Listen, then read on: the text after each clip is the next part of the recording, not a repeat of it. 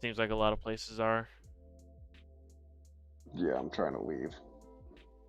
That way you don't have to, drive so far. Yeah, that was definitely the nice part, was saving like a literal couple of $100 on gas. Oop,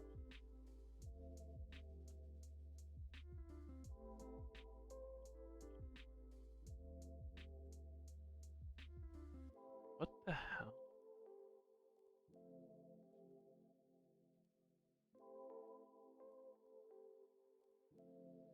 Why are you? What's going on here? Hmm. I'm trying to.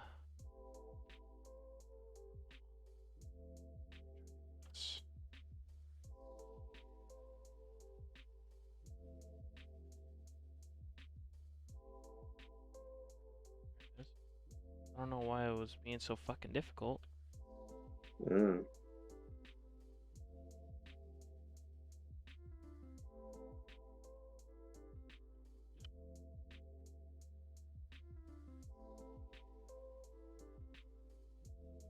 Okay, now we're okay. We're just gonna keep it difficult. All right, that's cool, I guess.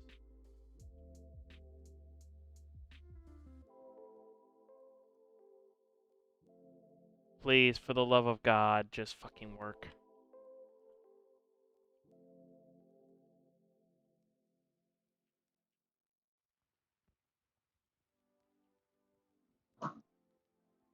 There we go. I already started the stream, but I'm just trying to post this to everywhere that it needs to be. Nope. Fair enough. That's not what I wanted. Once again, computer. That would be real cash money if you would just work. Nah, fuck that.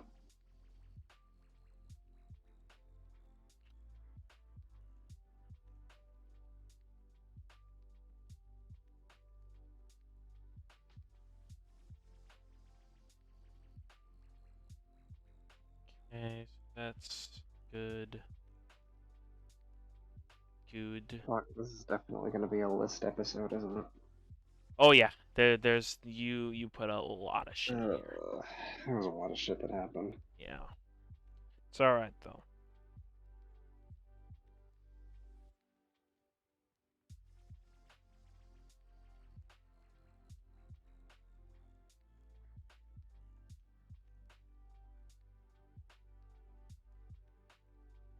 Oh wait, shit. Not what I wanted. Go away.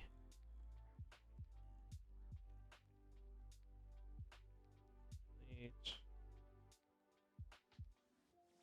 Not what I wanted still.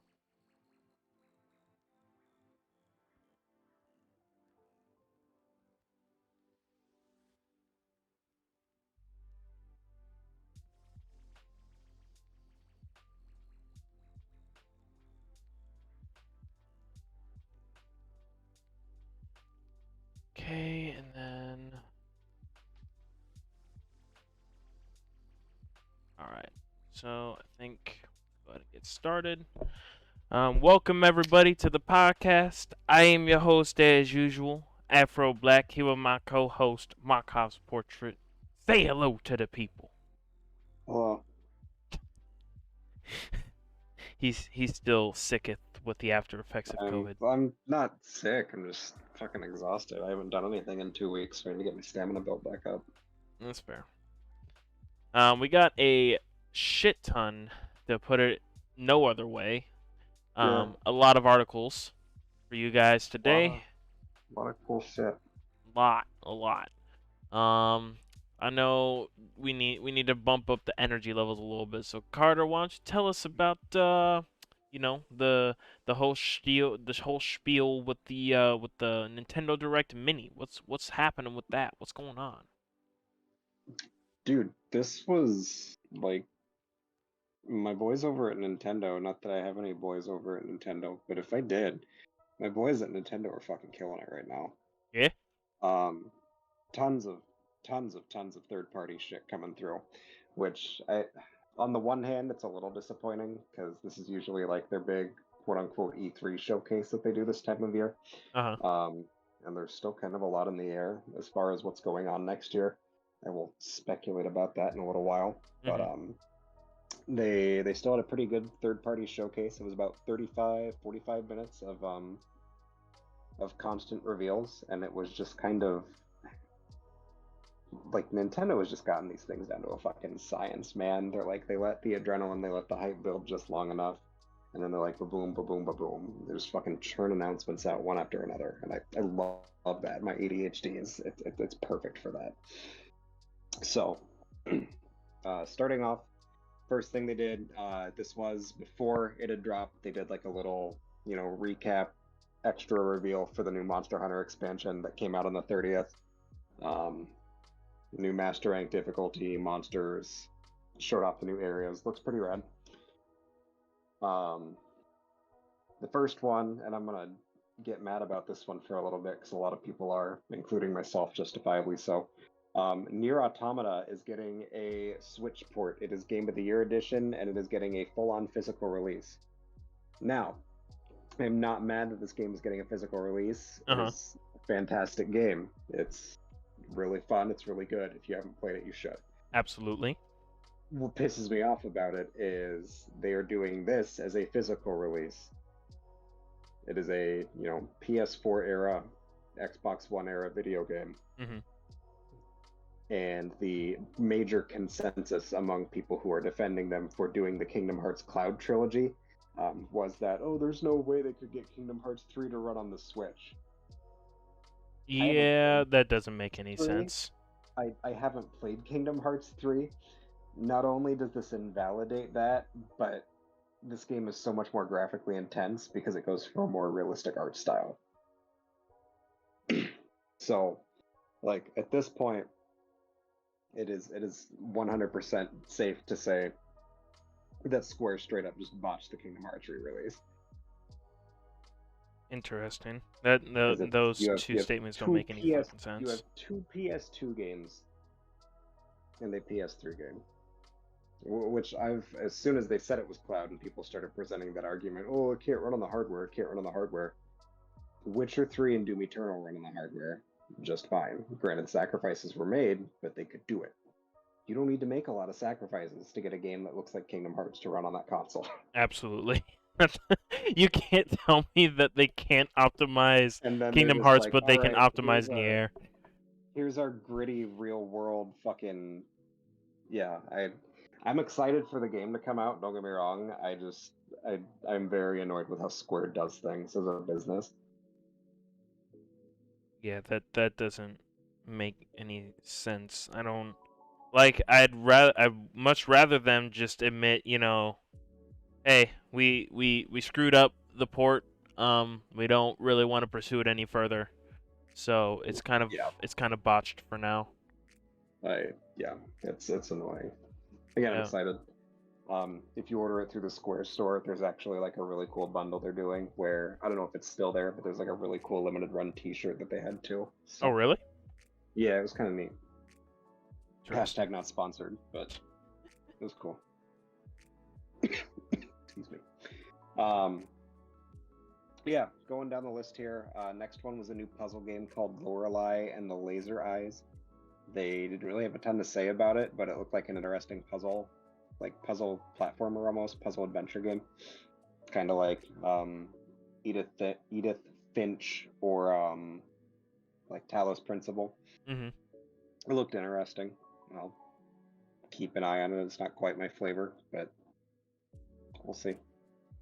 Um, Next one that kind of caught my eye was Super Bomberman R2.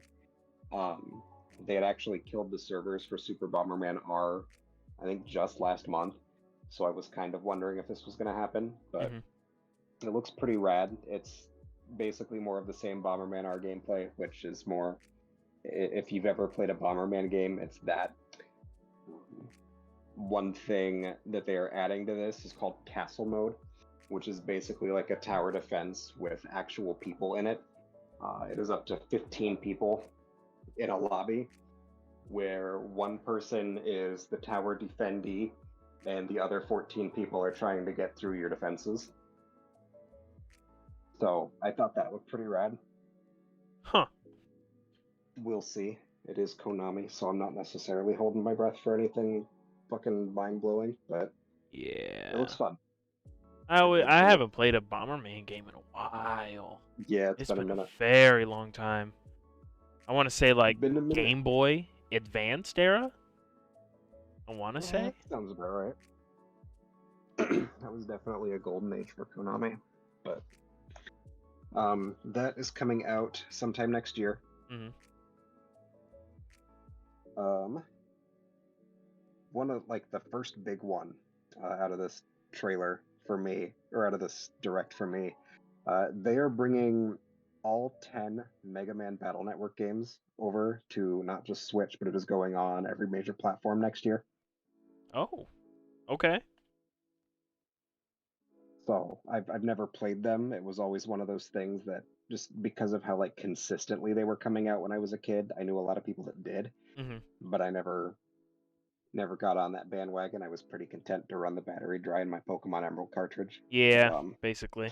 I was pretty content with Pokemon games only at that point in my life, but I think I but with played maybe one Mega Man game, and then I think I had like an old toy from Mega Man, like an yeah, old Mega Man toy. It was like I think it was something similar to like a Tamagotchi, where like a sprite would pop up, and I think you could play mini games or something like that. I vaguely recall those being a thing. Yeah, Yeah, and I think you could get cartridges too that they sold separately along with like it came with like one and it came with the original Mega Man I think and then you could buy other characters in the form of cartridges or something like that. yeah.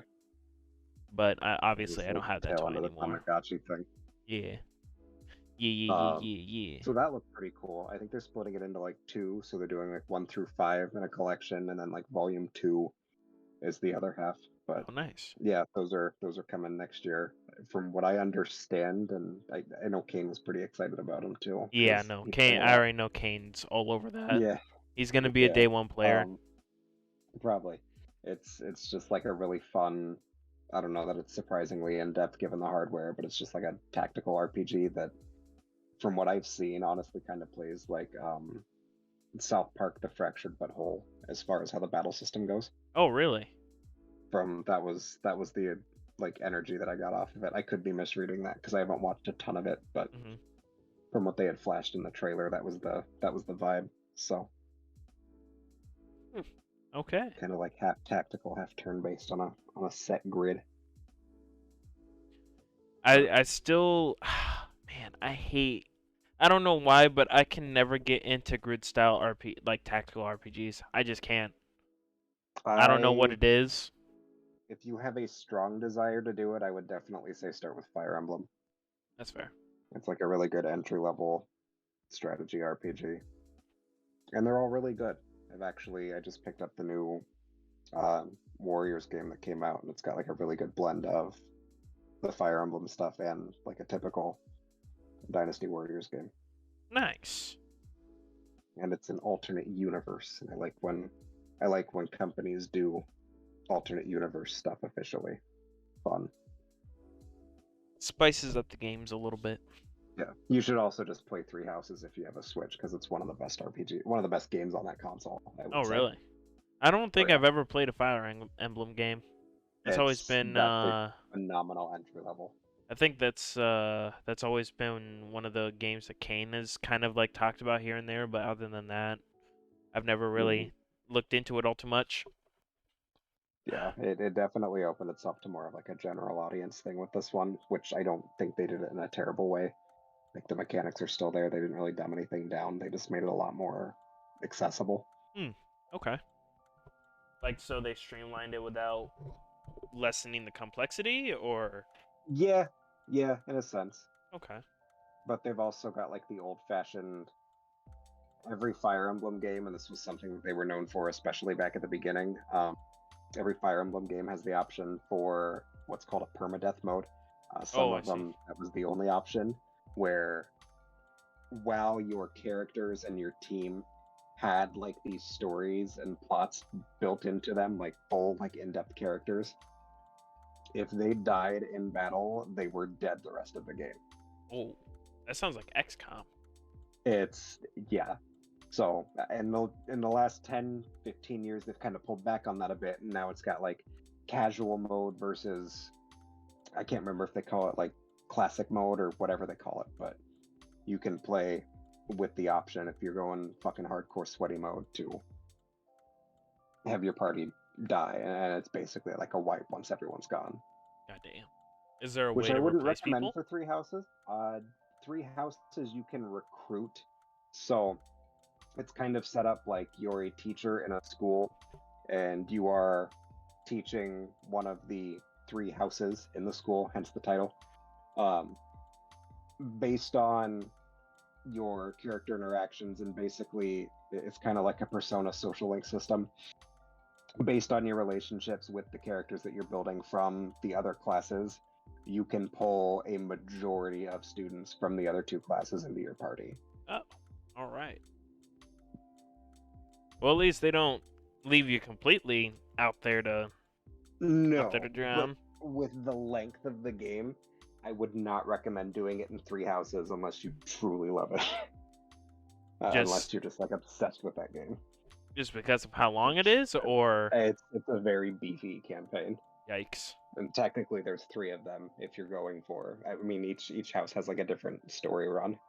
Yeah, that would definitely be one of those games where I'd have to be really, really into it for me to want to complete So that much. it's a really good time even for just like a casual playthrough, but I'll have to give it a look-see. it's pretty rad. Anyway, yeah, Battle Network is coming next year. It's gonna be rad. It's gonna be a good time. Alright, I don't get to talk about Fire Emblem too often. It's one of those like I'm not obsessed with it like some people are, but You give it I enjoy it quite a bit. its flowers. Yeah, it's definitely more than they're dumping 10 characters into the Smash roster with it. Like it's fine. It's fine. Jesus. All right. Any other highlights from the mini? Oh yeah. We're like a quarter of the way through. Oh, okay. Next on the list, continuing my working theory that Ape Escape is the only 3D platformer to not get a remaster ever. Pac-Man World Repack is coming out this August. Pac-Man The is getting a remaster. the Pac-Man 3D platformer on GameCube, Xbox, and PS2 that had pretty fucking average reviews is getting a from the ground remake. That They're comes out really in banking August. on that nostalgia. You don't understand. Bandai Namco's got some stuff coming down the pipeline. I watched a video, it popped up in my YouTube feed this week. I forgot that Klonoa remaster comes out on Tuesday. Mm. I am so excited for that.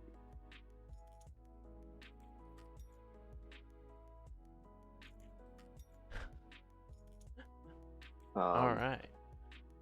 So yeah, and one other thing that I respect about it, like yes, haha, it's just I memed on it for being an average platformer. I think it's coming out for like $20, $30. So Oh, that's like not bad. they know their target audience. I'm fine with that. At least they aren't trying to charge the classic $60 plus. Yeah, you're not paying the Activision premium for that shit. Surprisingly. Yeah. Next one that came up was a new game from Gearbox called Blanc. It's a buddy adventure game starring a fawn and a wolf cub. I'm sorry. It is a completely textless, like dialogueless adventure game with puzzles and both local and online co-op. That's set to come out sometime next year. The art style is really, really pretty. It's like black and white, like pencil drawing almost. And it's just completely like dialogueless. Like there's no language barrier or anything. You're just a there. fox and a wolf, or a deer and a wolf doing puzzles. It looks really interesting. I don't know if I'll pick it up, but if nothing else, I really dug the art style. All right, fair enough. What else you got? Blast from the past. There is a new Monkey Island game coming out next year. Monkey Island. Why does that sound? That it was Monkey Island is like a super old, like early LucasArts, like point and click adventure on PC. and it'd been dormant for a while. There were rumors for a few years that they were working on a new one, and then they finally came out and said, "Yes, here it is. That is coming out sometime this year." They said, and it's a direct sequel from the second one that came out back in like late '90s, early 2000s. Yeah, it looks somewhat familiar. I got a feeling I played it at like a cousin's house or something. Right. If I had to guess, but I don't think I ever played it on on a computer that my family ever owned personally. Yeah. Yeah. I don't think I've ever played it myself, but it looks fun. I can definitely see people being stoked on it that played it a lot more than I did. But um, next one, kind of the next big one on here. They did more gameplay reveals and gave a release date for the new Mario plus Rabbids game. Okay. A lot of people had thought that was getting pushed into next year because they really have been radio silent on it up till this point. But they did confirm it's coming out on October 20th. They Okay. showed off a lot more. They showed off a lot more gameplay, but as far as like new stuff goes, yeah, I'm not saying this like it's a bad thing. Looks like more of the Mario plus Rabbids stuff that they did back in 2017. Um, again, that's another really good entry level strategy RPG. But I mean, they got It's a solid the formula. It's just like they it aren't is improving on it or the changing it or right. anything. Well, I mean, like they've streamlined some stuff a little bit from what I could see, but it's just more. It's a weirdly good crossover game, considering that it is Mario and the fucking Rabbids. All right, fair enough. The story looks interesting, I guess, as interesting as a story for this kind of game can be. Looked like it was going to kind of lean into the like space stuff from like Mario Odyssey and Odyssey 2, which was kind of compounded by Rabbid Rosalina being a featured player in the info that they showed off. So we'll Sounds see. great. Comes out October 20th. They are doing a steelbook that actually looks really clean, which is pretty common for Ubisoft games nowadays, but I thought it was cool to see because there's not a lot of steelbook Switch games. Mm. But next one, there was Little Noah, Scion of Paradise. I don't know what it is beyond it being a 2D strategy game that is set to come out on Tuesday this week. So like a Nice. couple days from now. It's a tiny girl in a maid outfit, so it's not quite doing much for me. But there's a game. Next one is called Railgrade, which is basically being plugged as Roller Coaster Tycoon, but for trains. So if you're into like old school tycoon games, there's that. That comes out sometime this fall. Okay. Next one is RPG Time: The Legend of Wright. This one looks really interesting, if for no other reason than the art style. It's got like a storybook, like Paper Mario aesthetic to it. Oh, nice. Okay. But I guess like the main draw for this is that you are the one making the storybook. Like the gameplay they showed off, it's like you drawing the pages in this book that this game is taking place in. And it's like a big tabletop pop-up book. It looks really, the art style is really cool. I So like they're it a lot. combining Mario Maker and Paper Mario into. I don't know that it's necessarily like Mario Maker because it's like a predetermined plot, but like the plot is you making the story essentially, I see. if that makes sense. It looked really cool. It reminded me of, and I suck at remembering the name, but there was a game Devolver showed off a couple weeks ago that had like the same kind of aesthetic. Shit, it's gonna drive me nuts. Oh well. Yeah, that comes to Switch on August 18th. Apparently, it's already out on Series X and PC. Oh, okay. But it was the first time I had seen or heard of it, so. Next, like, big one, they showed off more Sonic Frontiers gameplay. And honestly, I I don't think Sega knows how to market this game, but the stuff that they showed off in the direct actually looks pretty cool. They There somehow are like little missed, but also hit the mark at the same time, is what I'm hearing. right, yeah, like he still looks super out of place. Like the overall aesthetic is really weird to me as far as him being in that world goes. But there were like little pocket levels they call cyberspace levels, and it looks like basically what you would expect like a quality 3D Sonic game to look like. Okay. Um, it just I'm watching this one close because I really want it to be good. I do like Sonic like as a character, as a series. The fucking QA team at Sega just really upsets me because so many times have they been given softball tasks and they still manage to fuck it up. Like with this recent Sonic Origins collection that is total dog shit. The ports are horrible. I watched like a 15-minute glitch compilation. The Sonic Origins collection is 1, 2, 3, Knuckles, and CD, which are Sega Genesis games that came out 30 years ago. Well, It was such a softball, and instead they were like, no, we're going to fundamentally fuck up our bread and butter. as do most Like gaming the games companies. that put the game, it's literally the games that put him on the fucking map, though. Yep. It was so easy. It was so easy, and they still fucked it up. I don't know. I've been asking It how makes me mad. gaming companies manage to do that all the time for years, and I've given up trying to get an answer. It makes me mad. Like I get they built it from the ground up, and like there are developers that are coming out anonymously saying that Sega fucked it up too. So I think there might be a lot more to this story here in the coming weeks, but it, I know they were building them from the ground up as far as like redoing the pixel art and stuff. And Sega was just kind of rushing them and cracking the whip because like it has to come out on his birthday, which is fucking stupid. It's Um, corny, dude, but it's gonna it's get them fucking stupid. sales. No, I don't care. Make a good game, then I'll buy it. That'll get you a sale. Ridiculous. I don't give a fuck. Next one they showed off was called Disney Dreamlight Valley, which is a Disney and Pixar life sim. Basically, think Animal Crossing, Harvest Moon, Stardew Valley, but all of your residents are Disney and Pixar characters. Um, I don't really care, mostly because it's a free-to-play game that's going into early access in September. So, so I don't really care, but the idea is intriguing, and we'll see what happens.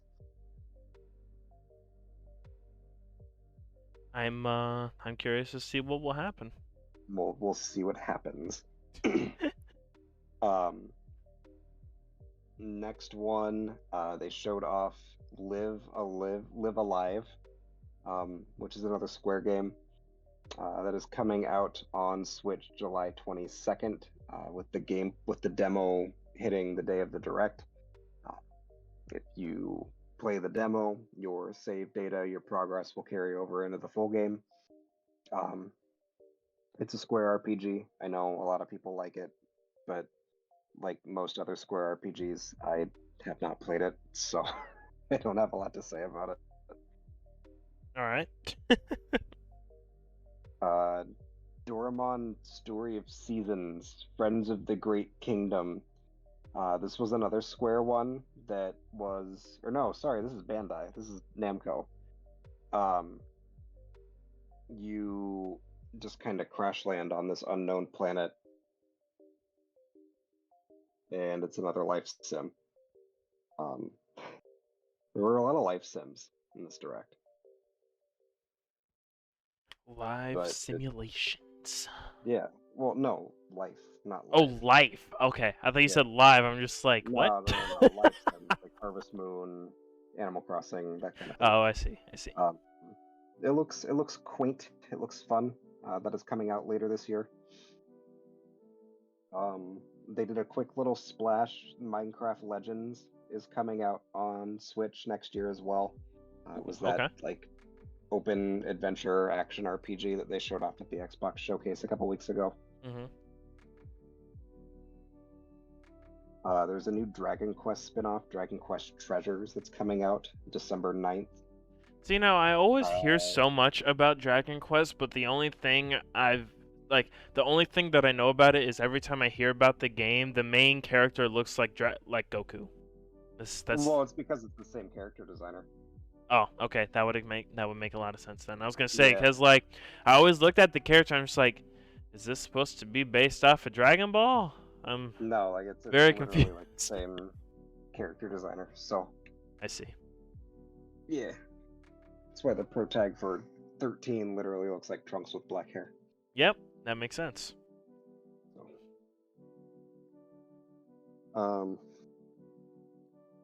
next one that they showed off some more info about the Portal Companion Collection, Okay. which was a port for Portal 1 and 2 are coming to Switch. They then ghost dropped it saying that, hey, it came out today. It's out right now. So, because they didn't really give a release date for it before. Mhm. And then this direct, they were just like, okay, remember this? Cool, it's out now. So that was cool. Um,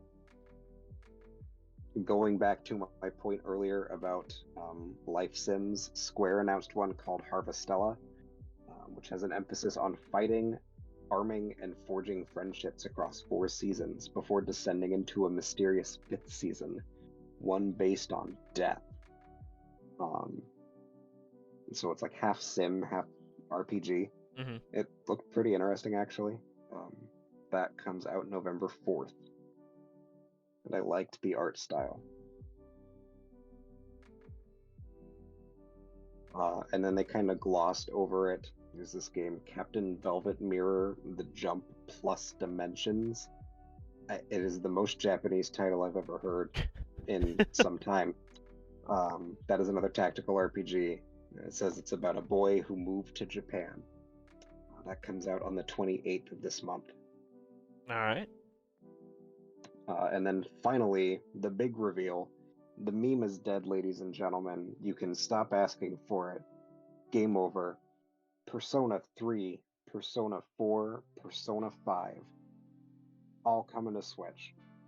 Persona 5 Royal is getting a physical release on October 21st. Persona 4 Golden and Persona 3 Portable are following closely behind. Ooh. Okay. See, now I'd heard something about that. I think Kane and Julio were talking about it a couple days ago. About it. Either Yeah, that or they might have put an article in the normal Discord. I'm not for sure. yeah. Um, Years and years of waiting, begging, people taking those Atlas surveys. It was basically 5 years of Atlas going, if we brought Persona to the Switch, would you guys play it? And everyone going, yes, we would play it. Oh, okay. Well, if we brought it to the Switch, would you play it? Yes, we would play that. Oh, okay. Hey guys, do you know that game Persona 5 that like let off the DLC cycle for Super Smash Bros. Ultimate, which is one of the best-selling games in the entire fucking franchise? And then also how we ported Catherine Full Body and Persona 5 Strikers, which were 2 side games that nobody asked for. And then we ported Persona 4 Arena Ultimax, which is another game that nobody asked for. Yes, we remember that. Okay. If we gave you guys the main games that those spin-offs were based on the Switch, which is Persona 5, would you guys buy? Really So, liking these voiceovers, Carter. You should be a yeah, voice actor. that's my impression of This is good. Atlas PR. Keep it up, man. I like it. Yeah, aspiring voice actor, guys, Yes. DM me. I want to work. Um, but yeah, I'm super excited for that. I will probably play through Royal again, on the Switch. Those games, for how fucking beefy they are and how much there is to do really benefit from a console like the Switch. That was one thing that I enjoyed about playing Persona 4 so much, was having it on my Vita, where I could pick it up, play 20 minutes, put it down. See, now I think I Um, did buy it on when I still had my Vita. I think I played it for like an hour or so, but then I put it down and I forgot about it. It's still on my PlayStation account, I'm pretty sure, but I yeah, don't have a Vita anymore, so or PS4 anymore, so that's fair. which to be fair, I don't need them because I have a computer and a Nintendo Switch. Those are really the only things I need. true. It's Speaking of which, true. I might need a new graphics card here soon. My shit's Oh, starting to die, I think. right. Yep, it's gonna be great. Yeah, so with that announcement, it is like officially confirmed that Persona, I don't want to say the Persona series because 1 and 2 are still kind of left in the dark, but the breakthrough Persona games are available on all major modern platforms by the end of next year. So Beautiful. that'll be really cool. There's Love been to a hear lot of it. people. I barely know anything about the games. I just know that the fan base is very intense about their games and they love them. So I'm sure that their community wouldn't mind having a few 100,000 more people in their community saying how much they love it even more so. It's I'm annoyed that it took them as long as it did, but I'm glad that they listened. That's fair. Um, I remember a few years ago when Persona 4 Golden came out on Steam, people wondered if it was like a testing the waters thing, and people wondered how it was going to go over. Hmm. And then I think it ended up selling like 1 million copies on Steam in like 12 days, or something crazy. So they were like, "Oh, okay, um, yeah, I guess we could do that again. I guess if you're gonna twist our arm. You guys just want us to print money." So Good yeah, stuff. that was like the big closer for the show. So yeah, it was definitely a lot.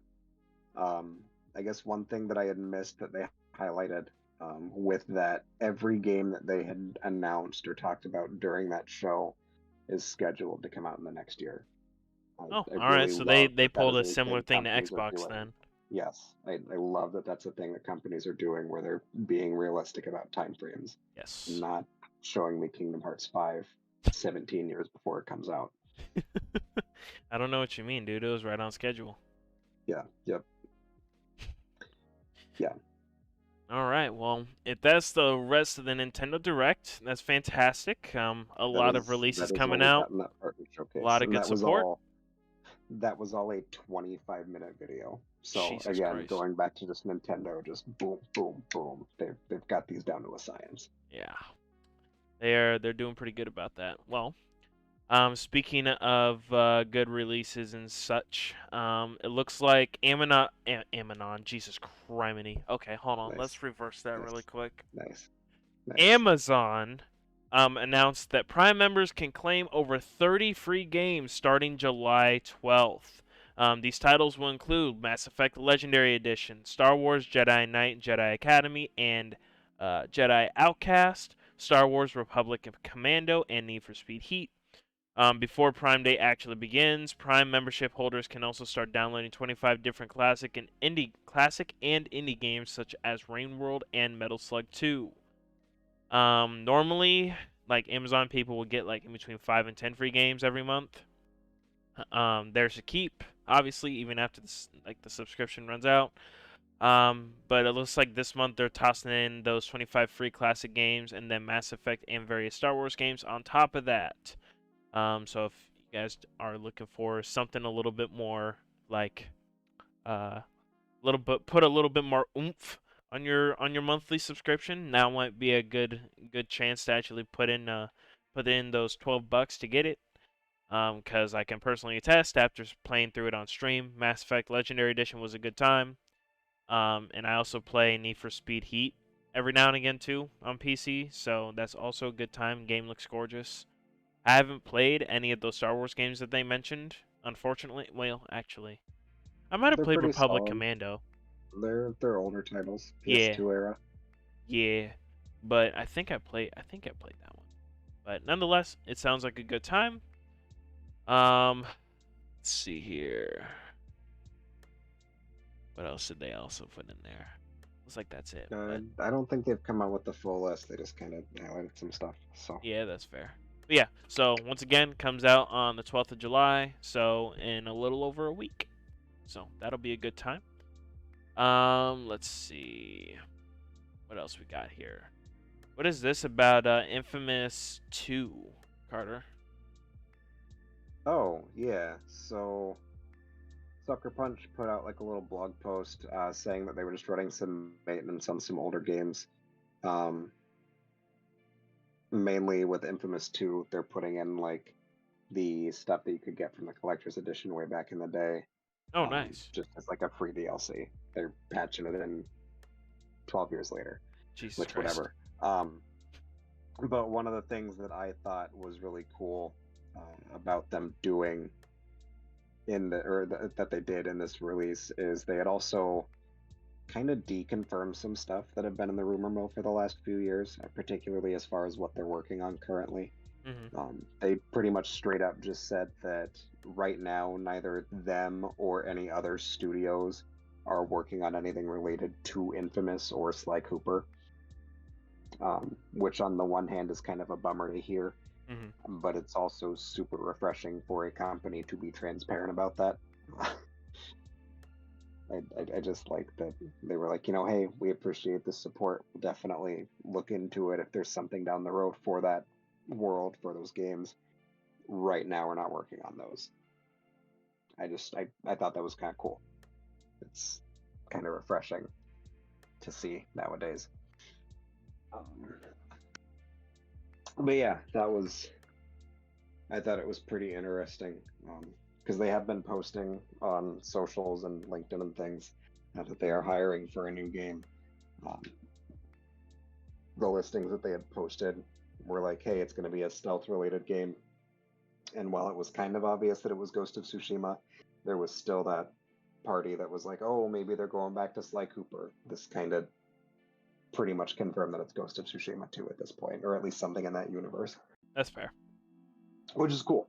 It's a good time, but I low key want to see another Infamous iteration or a Sly Cooper game. Yeah. I would be fine if they ported those collections over on modern consoles for a budget price tag. Right. I know Infamous is on that PlayStation Plus subscription service, but with it being a PS3 game, you have to stream it. Yeah. Which isn't good. The streaming on it's still rough even now.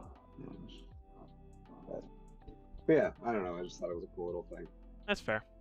Sounds interesting. I know that we talked about it a little bit last podcast too, about them possibly hiring more people for an upcoming game. Yeah. So, let's see here. Let's move on to this spicy little article. So, Halo Infinite co-op testing. Good news, everyone. Insert Futurama Professor Man. Starting July 11th, you'll be able to play Halo Infinite online with up to 3 friends as part of a beta test, and even better, you'll be able to replay missions from the campaign too. However, here's the bad news. This is a limited time test, only 10 days, and you'll need to restart the entire campaign to play online with others. As announced this month, Halo Infinite devs 343 Industries are preparing to launch a short but large-scale campaign co-op test for Halo Infinite. If you don't remember, this latest entry in the sci-fi shooter series is the first to launch without any campaign co-op mode after 343 delayed it last year. Since then, the plan has been to add co-op to the game during its second season. This will be a 10-day test running from the 11th to the 21st on Xbox and PC, and it's the next step toward co-op and other campaign features finally being added to the game. Let's see here. If you're interested in checking out the co-op beta in Halo Infinite, you'll need to jump through a few hoops. First, you'll need to be registered on Halo Insider. You'll also need to own the game or be a Game Pass subscriber. So, good. I guess you can only have so much good news, I suppose. Let's see here. Players should check the settings in Halo Insider to be sure they are set to receive the code for their platform of choice, PC, Xbox, or both. Once in, players will also be able to replay missions using the in-game TAC map. Again, another feature that was always found in past Halo games but was missing at Infinite's launch. Like co-op, this is just a limited time test. Once again, something to note that you'll need to download a brand new and separate test build of Halo Infinite's campaign. Wait, what? Are you fucking kidding me? Hell yeah. None of your progress from the retail version will carry over to this test, and likewise, none of your progress made in the test will carry back over to the actual game. That means you'll need to restart from the beginning, but that's probably what most folks will want to do when they team up with friends later this month. Why are they making you download a second Halo Infinite? That doesn't. Hell yeah. Dude, video games are great. Oh, Video games are fun. my fucking head hurts. Okay. Video games are fun. Halo Infinite will fully support crossplay co-op, meaning on an Xbox One player, Xbox Series X user, and PC player. Uh, and someone streaming the game on their phone can all play together. Although I would not recommend ever doing that. For those wondering, yes, you will all be Master Chief clones. Some may hate this, but I love it. What's funnier than four chiefs jumping into a warthog to fuck up some shit? Not much, I say. As of a recent roadmap, the plan is for campaign co-op to be added to the game fully in August. This test will help determine how feasible that plan will be, so once this test ends on the 21st, it shouldn't be too long of a wait for co-op, assuming that things go smoothly, which they most likely will not. What are your thoughts on this, Carter? Um, if you want a fun co-op shooter with an open world that is fun and cross-platform for everybody, in this instance, I know I've talked about it in the past in a negative light, play Borderlands 3. Borderlands 3 is way more fun. They've stopped fucking with it. It works as a game. And you will get way more enjoyment out of it than getting cock teased by Microsoft for the third year in a row. This is a great time. It is a great time. Fuck, I forgot it was the 4th. I thought that was a gunshot outside. Okay.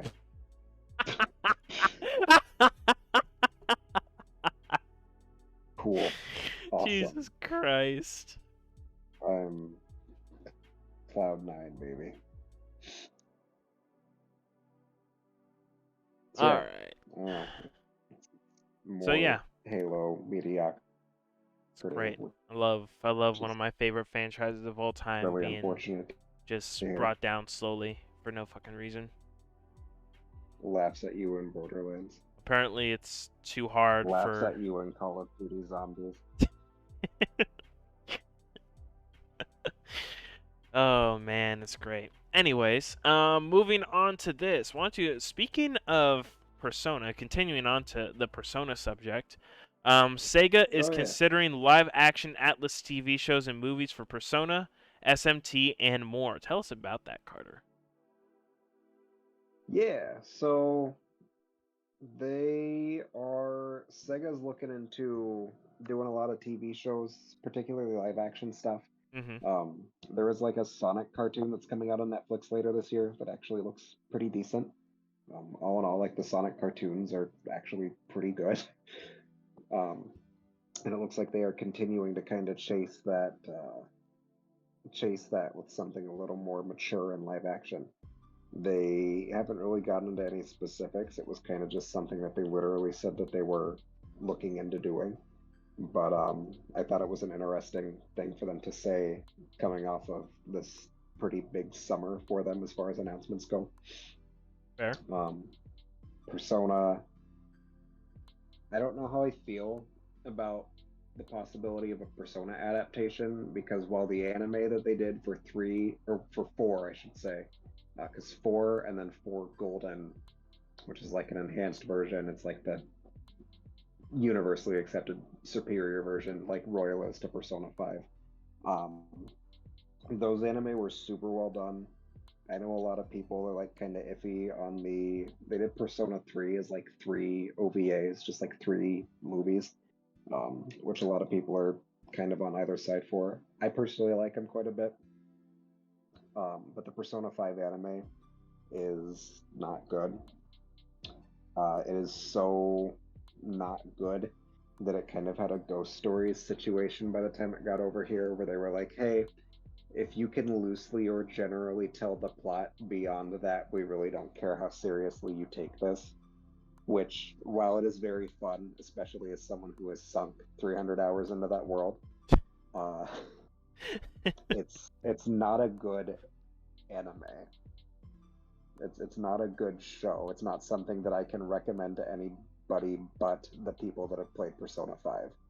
Whereas like Persona 4 anime, it's like a really good, I would say in terms of quality, Persona 4 is like the better franchise. Because that's basically what they do with their games now, is it's them milking it for about 10 years with spin-offs and extra media. That's fair. Persona 4 manga is really good. The anime is really good. They did an anime for like the base show, and then they did like a half rework, half new thing for the extra stuff that they added in Golden, Hmm. which was pretty much just episodes of the events that they added into Golden, getting their own like 5-7 minute segments, and I thought that was really cool. Um, but yeah, I for as much as I do love Persona 5 and really all of them in general, I don't have a lot of faith that the adaptations that they would do now would be at the same point they were if they said this 10 years ago. Um, I also don't know how they would do Catherine, which is one that they had explicitly name dropped as well.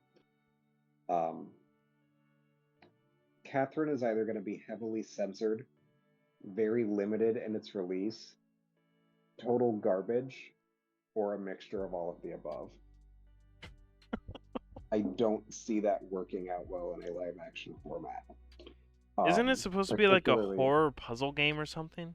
it is a horror game that is, it's, it does the thing that most beloved Atlas games do, and it's a great game. I love Catherine. It is half puzzle, half psychological horror thriller, and half softcore porn. Um, I bought Catherine Full Body, which was like the enhanced. Catherine Full Body is to Catherine what like Persona 5 Royal is to Persona 5, or Persona 4 Golden is to Persona 4. It's like an enhanced story. They add new stuff, cleaned up the gameplay a little bit. Um, where the original Catherine release, there were two characters. There was Catherine with a C, who was Catherine with a K, who was your longtime girlfriend, and then Catherine with a C, who is just this girl that you hook up with, have a one night stand, and then I don't know. It's fucking crazy to even try and explain the plot to that game. Oh, all Um, right. but the Catherine Full Body added a third girl whose name is Rin, because she doesn't remember her full name, but she remembers that part of it was Rin. So they're all some fucking amalgamation of Catherine. Um, I've not finished Full Body, so I actually don't know how it ends. But it is so batshit horny and terrifying that I don't know how something like that would work in any other medium but a video game. Oh. Well, Just because of the way it combines all of the shit that it does, the way that it does. I can't see a live action working for Persona or Catherine. I could see an anime working for at least Catherine because it wouldn't be the first anime that's had like a really convoluted fucking plot line or complex No. characters. I don't know that the convolution's gonna fuck it up. I'm more worried about the censors. That too. To be completely blunt, I am more worried about the censors. I mean, then um, they'll probably just publish shit in Japan and then it'll be listed as a hentai in America. pretty much. Pretty much. I would accept that if it happened. As for Persona would Persona, actually. I can see I Persona getting a good vibe. You go first. I'm sorry. I can't really. I don't know, man. They never do live. They never do the game that they're trying to do as a live action justice. Anime gets it right sometimes. Live action never gets it right. So on the one hand, you're absolutely right. On the other hand, in Japan, there are well, I shouldn't say universally because they're like exclusive to Japan. They do Persona stage shows, which are basically plays slash musicals Well, I know they do that of for the Naruto Persona too, and I game. think Bleach. So I'm really not surprised about that. Yeah, and people fucking love them. So I see it adapting the live action decently enough. If people are loving the stage shows, like I think there's something for them to work with there. Um, and then SMT, I don't know. I don't know too much about Shin Megami as a franchise. So I don't really have any kind of opinion on that. But I uh, I definitely think the other ones would be interesting. Didn't you go out and buy Shin Megami Tensei 5? I did buy SMT5. I just, as far as like the overall universe and how those I have to restart that worlds fucking work, game I'm not too. I too just privy on. realized. Yeah, Kane's the SMT guy. I'm more of a Yeah, normie that likes my characters and my social sims. that's fair. But But yeah, I don't know. As for Shin Megami Tensei, I don't know. I'm assuming it's in the same boat as Persona, where like America would not be able to do it justice if Sega probably not. wanted to But just like have America make their own version or something. As for an yeah, anime, I don't see a reason why they wouldn't be able to do it. yeah, I So, don't know. We'll see. I'm is always excited to see them doing new stuff with those games. is there anything about them just having it in like the idea stage, or are they moving on to script I slash like? literally all the further that they've said is that it's something they're exploring. Okay, so they're probably just So looking around for possibilities then. yeah, Okay. Well, I guess time will tell. I will definitely give it I will definitely give it a chance if they do decide to come out with an anime for any of them. As for live action, I'll probably just skip it because I think Halo was the last one where I was willing to give it a shot for live action, and after seeing how badly they butchered that when they literally had 20 motherfucking years worth of content for them to just copy paste into live action, right? And they messed it up. yeah, So at this point, I'm just convinced that directors just don't know how to copy paste. They don't know how to use computer. yeah. I don't know. It's pretty hard. It's apparently too fucking difficult. So I just rather them just stop. It's pretty hard. I just need them to stop. Um, let's see here. Moving on to the next one. Apparently there is a rumor going around that EA is working on a new Marvel fighting game. Leaks indicate that Electronic Arts could be partnering with Marvel to create a new licensed game, which could be a fighting game. Um, let's see here. Marvel has apparently been aggressively partnering with game publishers and developers to create a diverse range of licensed games based on the Avengers, Spider-Man, Guardians of the Galaxy, etc. As exciting it is for Marvel to explore a diverse range of genres for licensed games, however, there are traditional genres like fighting games that fans always want Marvel to return to. That which may be coming true again, as leaks indicate that Marvel has chosen its new fighting game partner, EA. The leaks began to spread this past week, regarding Marvel partnering with EA for a new game, with the main leak originating from Xbox era podcaster Shepeshel Nick. I think that's how you spell that first I word. don't know. That's how you pronounce it. Um, Nick Uh, says that he's heard Marvel is partnering with EA on a new game tied into one of its IPs. Nick did say, however, that the leak came from a source that he isn't entirely confident in, but decided to share the news anyways. Um, Apparently, Nick wasn't the only one to share the news regarding EA's new partnership. However, leaker the Tiny, the Tiny, on yeah, Twitter I'm iffy on these games as well. I don't understand. On Yeah, Twitter, claimed they also had a source regarding Marvel partnering with EA for a new game. However, they had the added information the game would be a fighting title. They provide no additional information on the project, but do mention that it's unrelated to the rumored NetherRealm Marvel project.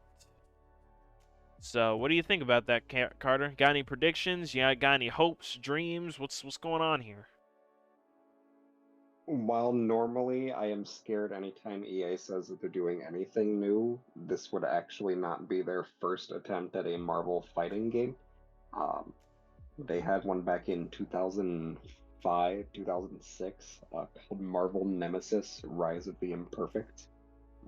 It's not a good game, but it is one that I have a lot of nostalgia for because I Hmm. would rent it a lot as a kid.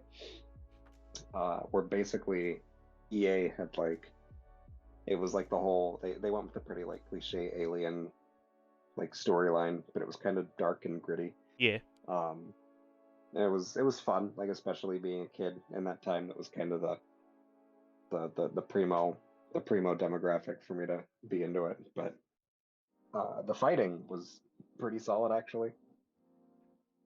So if they were to kind of do something in that similar vein, I I wouldn't hate it. All But right. we will we will see. I will wait till about 2 weeks after it comes out, like I do with every other EA game. So Yes. Um, let's see here. Me personally, I haven't played any of the 2D Marvel games. I've been playing the only fighting games I really play are DNF duels, which I do plan on streaming eventually. By the way, I just need to get good. I still suck ass. Um, and then I also play Dragon Ball Fighters. I don't remember ever playing a Marvel 2D fighting game. I just know that there was like a pretty solid fan base for them at Evo and such, to the point Marvel where vs. Capcom's pretty good. yeah, to the point where Sonic Fox was, I think, participating in that, the god of all fighting games apparently.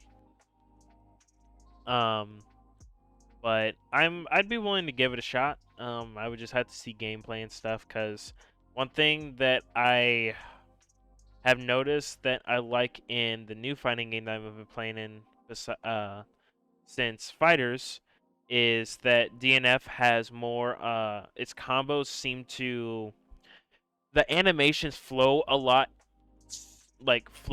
smoother in my eyes compared to Fighters. Like it feels like the models will they'll throw out a thing, and then like the next step in the combo, it doesn't necessarily float. It's like the model resets, and like it either tries to reset to try and go into the next animation, or like it just kind of teleports to the next one.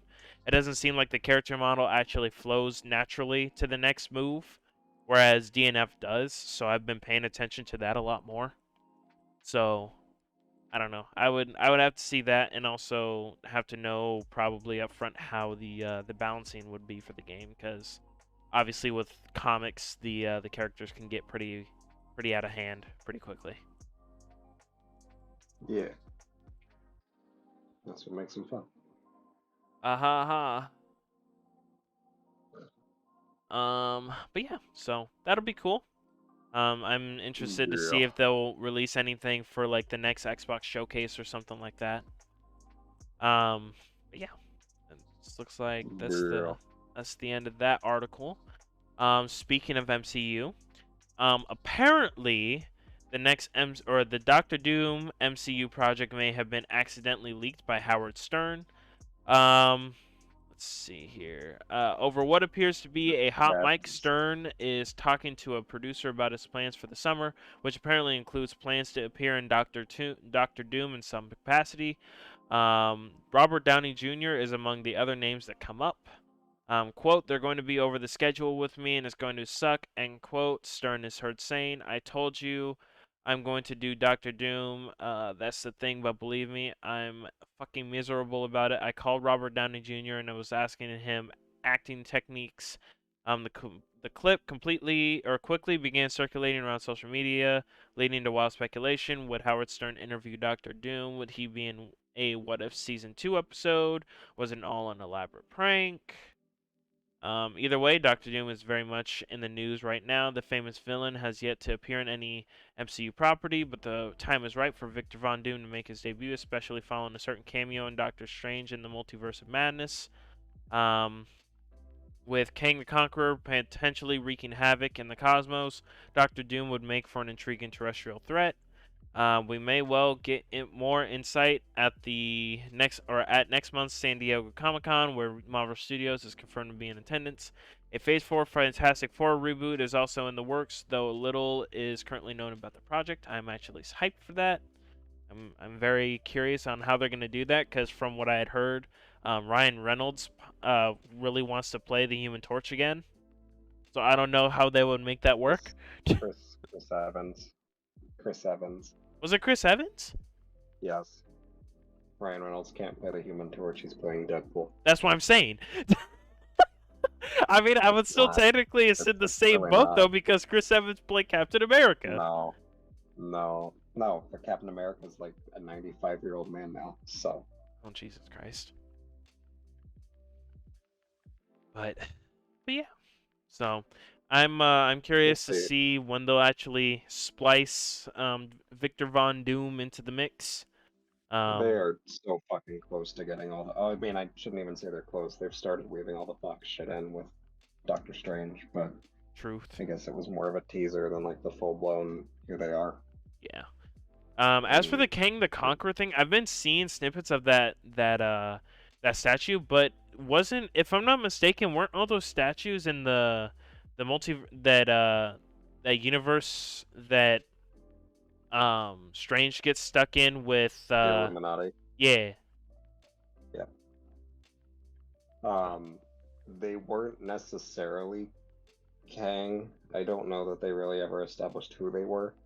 I kind of think a lot of them were just people in the Illuminati, so it wasn't like anything crazy to read into. I see. But I do like how they kind of retconned Ultron though, because originally in the comics Ultron was like it was made by Reed Richards and not Tony Stark. was he So I really? thought it was cool how they, yeah. I did not know So that. that explains because everyone like when the first trailer came out with him in the Illuminati, that like sparked the whole oh Tom Cruise is gonna be superior Iron Man, which he wasn't. Spoilers.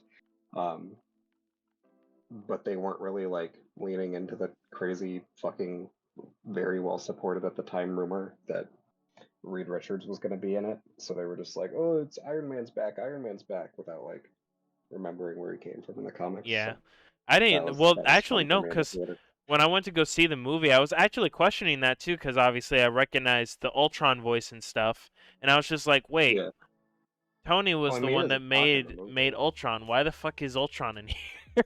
because he made the MCU, not the comics. So Yeah. All right, that makes more sense then.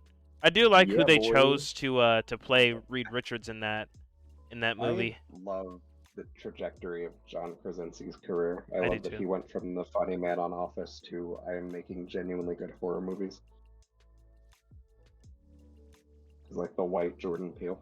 Right. Um, Like I'm gonna be a funny I man just and wish they hadn't have a killed him movie. off. I mean, yeah, but it's just one iteration. That's fair. I guess technically they could just put him in what did they say that MCU's taking place in? Like Universe 1610 or something like that? They confirm that it's 616, which is really interesting because it's like the main comic book universe. I thought that they said that it wasn't. But no, they've said that it was. I guess there's something in Miss Marvel, and I haven't watched Miss Marvel yet, but there's something in that that I guess has it up for debate. So Huh. I need Okay. to watch that still. I was gonna say because well, maybe they were talking about the the universe with the Illuminati in it. Then I'm not for sure. Yeah, I don't know. I know Miss Marvel seems to be tying together a lot of threads and questions that people have with this current phase. So That's fair. I do. I both like and hate what they're doing with the TV shows. I like that they're making series to basically be fill-ins for the next blockbusters and stuff. But it's kind of sucks that they're putting those it is, behind a subscription, yeah, it's so much more homework between movies now. right? That's kind of why I skipped out on stuff like I skipped Hawkeye. I skipped like the second half of Falcon and Winter Soldier just because I could kind of tell where those two were going. Um, but yeah, I would say the only ones you need to watch right now would be WandaVision and Loki, and I then wouldn't even say that maybe you What need to If. necessarily watch WandaVision because from what I had heard, Uh, WandaVision was basically just showing the trajectory of what Wanda was going towards, basically. yeah, so if you don't watch that and then you go into Multiverse of Madness, they're like, why the fuck is Wanda killing everybody?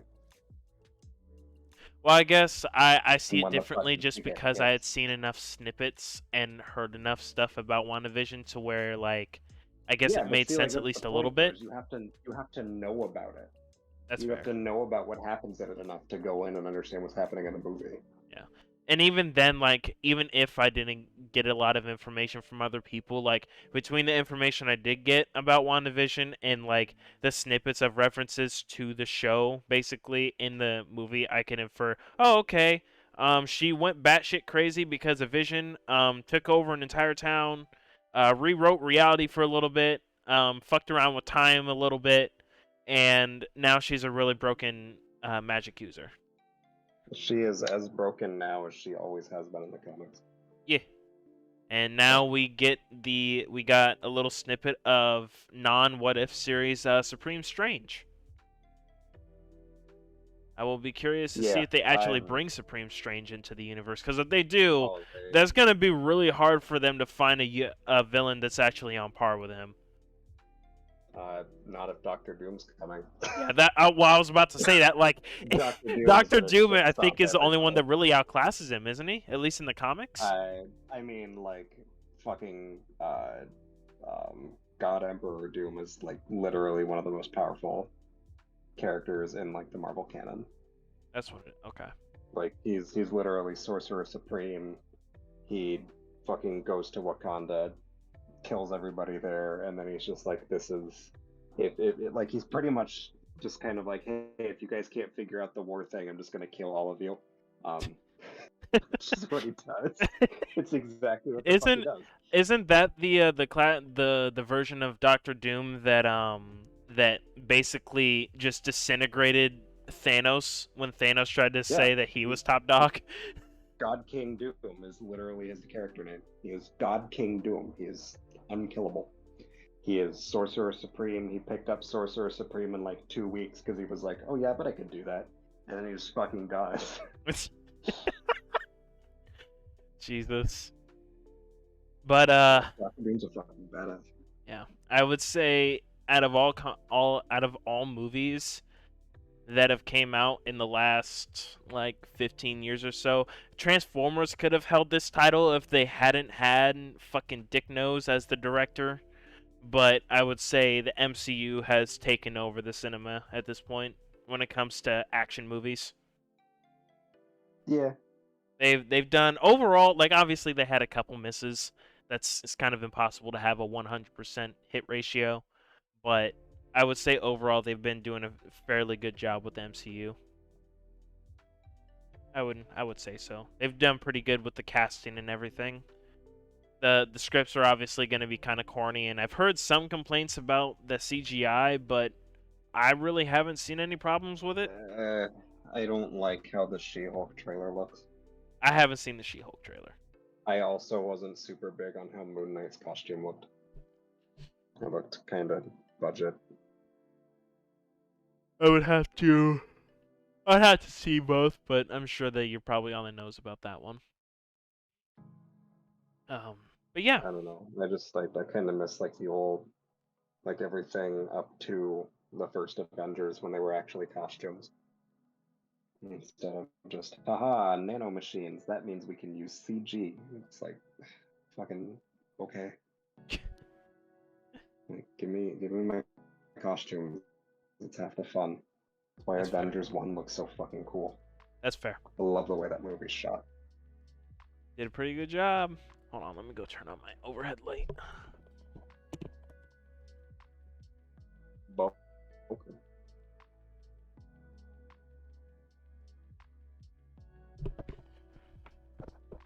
Okay, but all right, on to the next article I got here, or you've got here. Spellbreak, developer to be acquired by Blizzard to work on World of Warcraft. Spellbreak will be shut down though. Spellbreaker developer, Proletariat. Proletariat. Proletariat Proletariat. will seemingly be acquired by Blizzard to work on World of Warcraft, with a major consequence being that the Wizard-based Battle Royale will be shut down.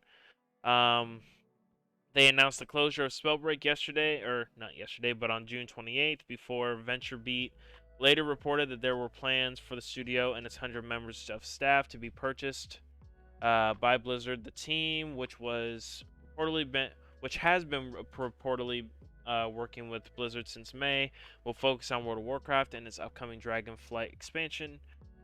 Specific terms of the acquisition, which will allow Blizzard to hit its quality and timing targets for the long-running MMO, have not yet been disclosed. In a statement released yesterday, Proletariat thanked the millions of people who played Spellbreak since it launched in early access. Quote, "We are grateful to everyone in the game's community for exploring the magical worlds and experiences we created together." End quote. Um, the game was officially released in August of 2020 and received a positive reception overall, eventually even gaining a place on IGN's top 10 Battle Royale games list. In our 8 out of 10 review, we said Spellbreak is a refreshing burst of magical fresh air for the Battle Royale genre thanks to its captivating combat and flashy style, but its map has room to improve. How do you feel about that, Carter? You care at all? I I don't know. I played Spellbreak when it came out. I had a decent time with it. I'm not super big into BRs, so it wasn't like a fucking momentous occasion. But That's fair. I don't know. It sucks to see another studio get sucked into the ever fucking darkening typhoon that is Activision Blizzard. That's basically where I'm at with it. Hopefully it works out for everybody over there. Warcraft seems to be a less drama-filled environment than other games, so Yeah. we'll see. Um, as for me, I'm pretty much in the agreement. Like, I'm not really a big BR person, like at all. But it kind of sucks that another developer got sucked up by what most people in our friend group would consider a really shitty MMO that's just carrying on based off of name alone. Yeah. So it's sad to see it go. I feel bad for the players that actually stayed loyal to the game, but Yeah, it's not a bad game. We could definitely see where the fan base could come from. But yeah, it sucks. But I guess that's how it goes sometimes. Um, but yeah. I honestly, I low key kind of hope that I was kind of hoping when I first seen this article that they would say that a different studio was picking up the game, but unfortunately not. So, let's yeah. see, On to the next one. Chunks of Half-Life 2 are hidden inside Portal on Switch, and hackers are getting them working. Tell us about it, Carter. What's happening? Oh yeah. Yeah, so kind of going off that Portal surprise drop earlier this week. People dug into the game files for Portal. I don't know if people are super familiar with how Valve Engine works, but they basically reused the same engine for quite a while there. Um, and in doing so, people have found a lot of data enough to uh, basically start modding and recreating Half-Life 1 and Half-Life 2 from the Switch version of Portal because it was just left in there from the port. So I don't know, not like a ton to say with that, but like I just found it interesting that they had all that time to do that and they They didn't still left extra shit in there. worry about leaving it. Yeah, and I guess it's not even shit because like it's just assets. Like fucking Source Engine is just like them using assets, but it's interesting that those are there. I don't think anything will come of it as far as like games or re-releases of Half-Life go, but Mhm. it's pretty cool. It's pretty fun. I Fair kind of enough. enjoyed that people picked that up within the first day of Portal being out. They were just like, let's root through this. Hey, we're gonna start making Half-Life run on Switch. Fair. Um, let's see here. let's go into this one. Oh, I just seen this one actually. This is actually kind of depressing. So, the Blade Runner game remaster was so unpopular that the devs added the 1997 version. Wow. All right. Blade Runner Enhanced Edition was released a couple weeks ago to such a poor reception that developer Night Dive Studios has now added a version of the 1997 original to play on Steam instead. In an update on the game's Steam page, Night Dive founder Daniel Grayson announced that the 1997 version has been rebranded as a classic version and been added to the $9.99 package as a free update. The free update will be downloaded automatically, and when you start Blade Runner through Steam, you'll be given a choice of launching the Enhanced Edition or the Classic version, Gratian said.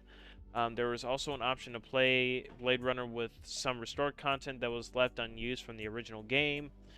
For people that don't know, Blade Runner Classic is actually a fan-created re-release of the 1997 game, recreated using the Scum VM engine to help bring the hard-to-play game back to life in more or less its original form. It has been available on GOG for over 2 years, but is now also on Steam. Um, the enhanced version currently has a mostly negative rating on Steam, garnering an overall 35 out of 100 score at the time of writing. Criticism center on how the remaster looks, its new fonts, freshly added bugs, and audio glitches and more. One community reviewer, Tom Britton, said, quote, "This is not an enhanced edition of the game. It's actually a lot worse and missing several minor touches the original has. Do not buy this version," end quote. Another user by the name of Monroe said this quote, "This is how the original game looks like when your eyes are full of tears in the rain," end quote. Well, Damocles recommended players to just play the Classic Edition. In the same update, Gratian suggested that the Night Dive team is aware of the issues and planning to address them. But we are looking at all your feedback for the game, and we're still working on our first official patch for the game, which will be coming as soon as we can. End quotes. How do you feel about that, Carter? Uh, like it's funny that independent teams just kind of assume that they're better. And I shouldn't say this because I like indie devs, but you shouldn't go into something assuming that you're making a superior version of it. Yeah, probably not. I do think it's great that it was so bad that um, a lot of people got what they wanted with the classic version, getting like a proper release as compensation for their terrible experience. It was so bad that they had to go back in time to the original just to get an actually good experience. Absolutely insane. Pretty much. But yeah, that's I've never played the original Blade Runner. I heard pretty decent things about it, but It's pretty cool. It plays like the old school Fallout games, just like a top-down story-driven game. okay. Kind of like, I don't know, like a modern equivalent would be like Disco Elysium, I see.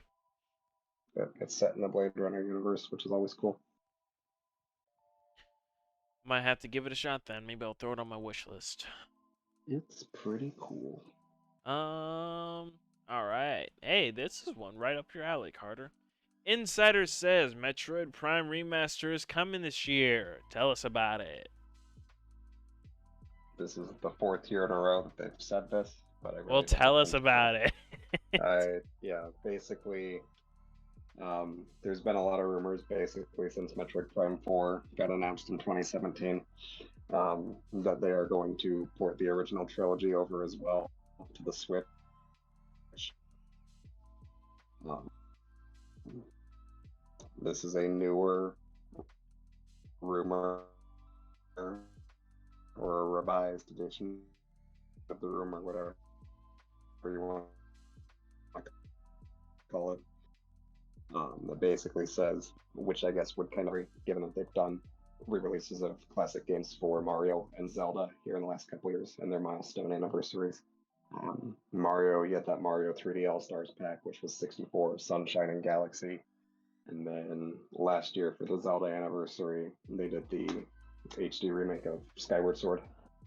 So it would be kind of cool to see them give a fuck about Metroid, which I guess they've kind of started to with Metroid Dread last year. But I'd like to be able to play the older games. Fair. Because they're really good. I do like myself some Metroid Fusion. Yeah. As for Metroid Prime, I had it on GameCube. I played it. I don't remember how far I got into it. I do remember having a blast. Steelbook. I had the Steelbook collection on Wii and traded it in before I realized how expensive games are. So, kind of kicking myself for that one to this day. Hey, same. I had the original demo disc for Zelda, and I had Smash Brothers Melee. I still have that Wind Waker demo disc. What? I still have the Wind Waker demo disc.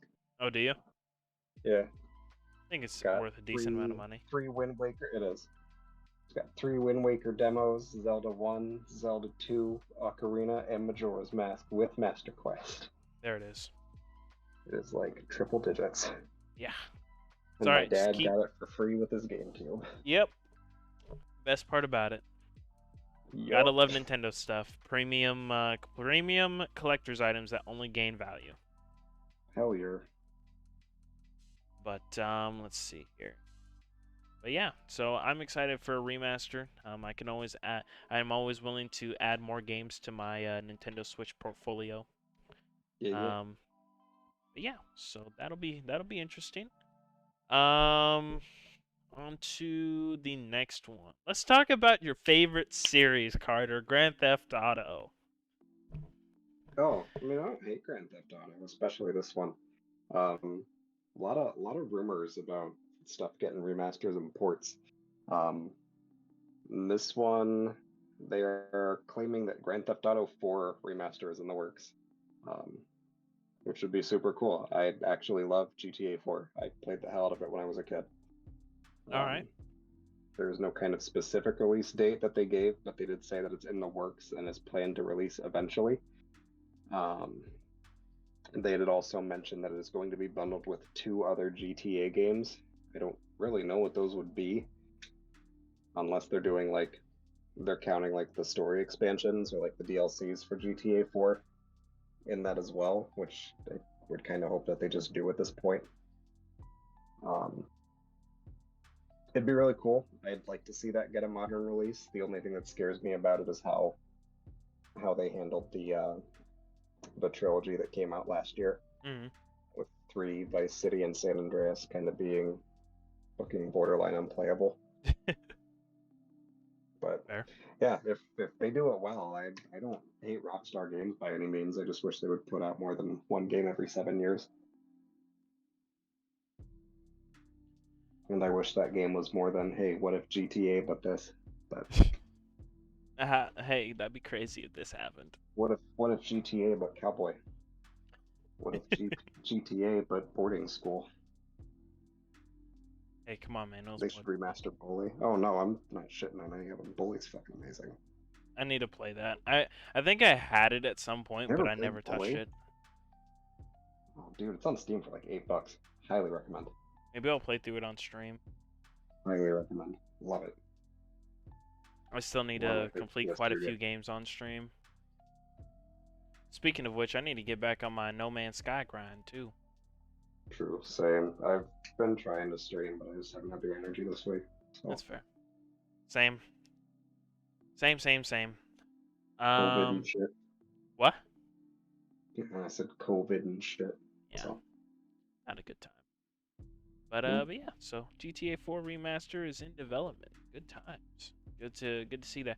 I used to play it a little bit, but I mainly just watched a friend of mine like kind of splish splash some gameplay Mm. here and there while I was around, but I never owned it myself. That was my experience with like Vice City. I think I owned Vice City for a little bit, at least on PS2, and then my PS2 shit out on me. Yeah, Wow. Yeah. yeah. So good stuff. Um, let's see here. Skull and Bones appears to be arriving in November. Ubisoft's open world pirate game Skull and Bones will reportedly be released on November 8th after years of troubled development, as reported by Eurogamer industry insider at A Lumia Italia. Shared on Twitter below that a release date has been found amid an apparent Xbox Store entry, also listing a plethora of DLC packs for the game. These include a pre-order bonus, Bloody Bones Legacy Mission, the Ashen Corsair Mission, the Smuggler's Pass token, digital soundtrack and art book, and premium bonus pack. While it's unclear exactly what these are for individually, their placement on the Xbox Store certainly applies. That Ubisoft is nearing an official announcement of Skull and Bones release date, from which point players will be able to pre-order it. Repeated leaker Tom Henderson subsequently followed up to add weight to the November 8th release date. It's also not the only evidence to suggest a major reveal is coming. Skull and Bones was rated by ESRB on June 27th and by South Korea's ratings board in May. And games are usually only presented on rating boards once they're in a complete or near complete state. Gameplay also released or also leaked in April that had a pretty comprehensive overview of the game. And while it's not clear what stage of development this was from, we do know that certain members of the public have been playing Skull and Bones to test it for Ubisoft. Was first revealed 5 years ago in 2017, but suffered delay after delay, and as of July last year, had reportedly been in development for 8 years. It reportedly entered an alpha stage at this point after receiving a major reboot in September of 2020. How you feel about that, Carter? You excited? Yeah, I'm actually pretty intrigued with this one. I know, like, the original development kind of came off the heels of Assassin's Creed Black Flag, which is one of the more liked games in that series. If I remember correctly, like, this game's announcement and initial reveal predates Sea of Thieves. Mm-hmm.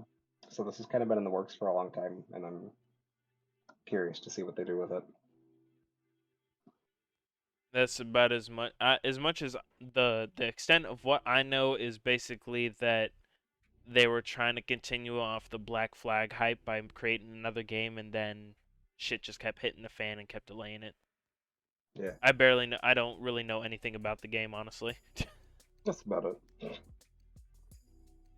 So I don't know if I'll give it a shot. I'll look at gameplay and stuff and see if it looks interesting. Then we'll then go from there. So Yeah. good stuff. Good stuff. Let's see. Last article I got in here is EA reportedly set to reveal several major games in July. Why don't you tell us about that, Carter? Um, I'm not sure if there's a ton to say. I guess they've kind of started doing this now that I think about it. They have said they are going to start showing off some more gameplay and announcements for stuff that's in the works right now.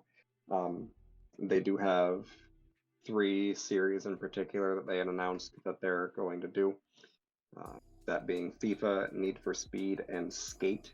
They did actually show off a couple days ago. There was some it's pretty rough. It's still pretty early alpha, but they are showing off early gameplay for Skate 3 or Skate 4, which it looks like more Skate. So I'm excited. I hope it keeps going in the right direction for them because that'll be huge when that comes out if it's in a good state. So, Truth. beyond that, they didn't really say a ton on this. This was also like a rumor leak. Oh, okay. So it's kind of interesting to see this start to come to light in hindsight. But they did say that FIFA and Need for Speed were going to be towards the end of the month. Oh, nice. So, Okay. Oh, it's always nice to see a new Need for Speed game. Honestly, I like the Need for Speed games, so yeah, but I miss Burnout. that's fair. Underground was probably the height, to be honest. That was Yeah, peak. Burnout Paradise was pinnacle, and then they just stopped. I think a lot of the Burnout team actually works on Need for Speed now. Makes sense. But all right, well, I don't really have anything else to add besides the articles you found, Carter. So, got anything else by any chance? Yeah.